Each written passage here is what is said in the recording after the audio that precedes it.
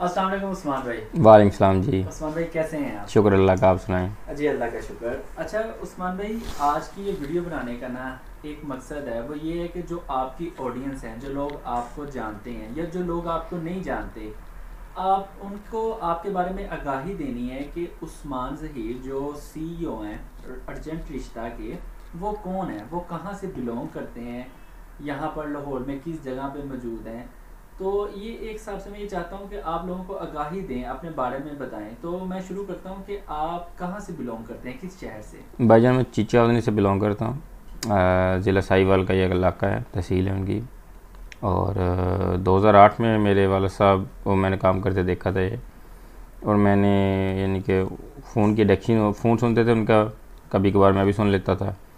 तो फ़ोन सुनते रहना, और 2011 में प्रॉपर तौर पे मैंने इसे लीड किया था। ठीक है, तो उस्मान भाई आपकी एजुकेशन क्या है? मैंने सोसाइटी इंजीनियरिंग की हुई है, और मैंने 2 साल जॉब भी की थी। अबू को जब हार्ट का मसला हुआ तो फिर मैंने इस काम को देखना शुरू कर दिया था, फिर उसी वक्त से मैं अब आज तक कर रहा हूँ। तो उस्मान भाई कभी आपको ऐसा फील नहीं हुआ कि आप एक एसोसिएट इंजीनियर करके एक डिग्री लेके और आप ये वाला काम कर रहे हैं? यार काम कोई छोटा बड़ा तो नहीं होता। मेरी फैमिली में भी ऐसी बातें हुई थी, मेरे बहुत सारे कज़न ने, बड़े ने, जिन्होंने कहा था ये क्या कैसा काम करेगा, रिश्ते वालों का काम होता है, इनकी कोई इज़्ज़त नहीं होती। हर बंदा अपनी इज़्ज़त खुद बनाता है, आपके काम से आपकी इज़्ज़त बनती है। अगर आप अच्छा काम करेंगे तो ज़ाहिर सी बात आपकी अच्छी इज़्ज़त होगी। तो लाहौर में उस्मान भाई आपका ऑफिस अब किस जगह पे है, यानी कि? वाबडा टाउन फेज़ 2 एम ब्लॉक 159 मेरा हाउस नंबर है। और 5 साल से मैं यहाँ पे काम कर रहा हूँ, इसी सेटअप है मेरा यहीं पे। तो उस्मान भाई जो आपके क्लाइंट्स हैं वो यहाँ वापडा टाउन के ही हैं या जोहर टाउन जो आसपास एरिया हैं, या ऑल ओवर कहाँ पर हैं, यार किस हिस्से बेसिकली में? जो हमारा फेसबुक पेज है वो पूरी दुनिया में उसके फॉलोअर्स लाइक्स हैं 2 लाख प्लस हैं। तो मैं पूरे पाकिस्तान को डील करता हूँ, और पाकिस्तान की अवाम, ओवरसीज़ फैमिलीज़ जो अब्रॉड में भी बैठे हैं उनको भी डील करता हूँ। अच्छा, तो उस्मान भाई आप ये सब कुछ अकेले डील करते हैं या आपकी कोई टीम वगैरह भी है? या जब हम ज़ाहिर सी बात जब स्टार्ट लिया था तब तो मैं अकेला ही था। फिर अब साथ मेरी सिस्टर अटैच है, मेरे एक छोटे भाई कज़न होते हैं वो भी अटैच है, स्टाफ के अंदर 2-3 मेंबर्स और भी हैं। फिर इसके बाद हमारे टीममेट्स होते हैं, यानी कि हमारा नेटवर्क है वो पूरी दुनिया में फैला हुआ है, अब्रॉड में भी है, पाकिस्तान में, लाहौर में डिफरेंट जगह उनके दफातर हैं। हमारा एक माशाल्लाह एक नेटवर्क अच्छा है। ठीक। तो उस्मान भाई एक बात जो इम्पोर्टेंट है, जो मैं समझता हूँ इम्पोर्टेंट है, बहुत से लोग ये कहते हैं कि आप रजिस्ट्रेशन की फ़ी लेते हैं, तो आप रजिस्ट्रेशन की फ़ी क्यों ले रहे हैं, यानी कि? भाई रजिस्ट्रेशन फ़ीस ऐसी होती है कि बेसिकली ज़ाहिर सी बात है, हम भी बीवी बच्चों वाले हैं, हमने एक बंदे को टाइम देना है। अगर 100 बंदा आके हमें बोले कि हमारा रिश्ता करवा दो, तो वो डेफिनेटली रिश्ता 6 माह में डन होता है मोस्टली। तो टाइम तो लगता है। तो बेसिकली जो रजिस्ट्रेशन फ़ीस होती है ये एक आपके टाइम की फ़ीस होती है जो हमने आपको देना होता है। हमें पता हम सिंसियर है भी नहीं है। लोगों ने आजकल तो हाई टी के निज़ाम बनाए हुए हैं, बस बच्चियों के घर में जाना है, हाई टी करके आ जाना है, ऐसे आ जाते हैं, हमें रिश्ता दिखा दो।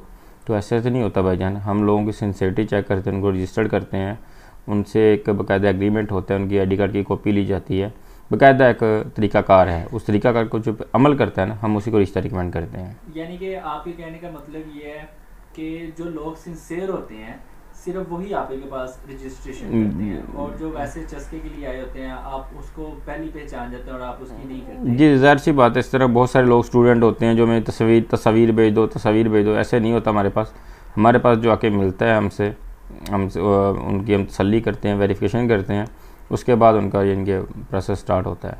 तो उस्मान भाई आप में और जो बाकी रिश्ता करवाने वाले हैं उसमें क्या फ़र्क है?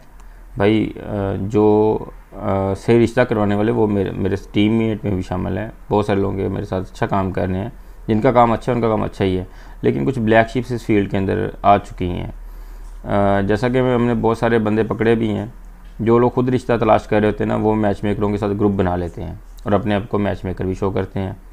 और इसी चीज़ को ख़त्म करने के लिए भी हमने सेमिनार भी करवाए हैं, लोगों को, अब मैच मेकरों को इंट्रोडक्शन तारफ़ दिए आपस में, कि जो लोग हम में काम कर रहे हैं उनके दफातर के नाम लिए हैं, उनका एक्सपीरियंस लिए, कब से काम कर रहा है, उनके विजिटिंग कार्ड लिए हैं।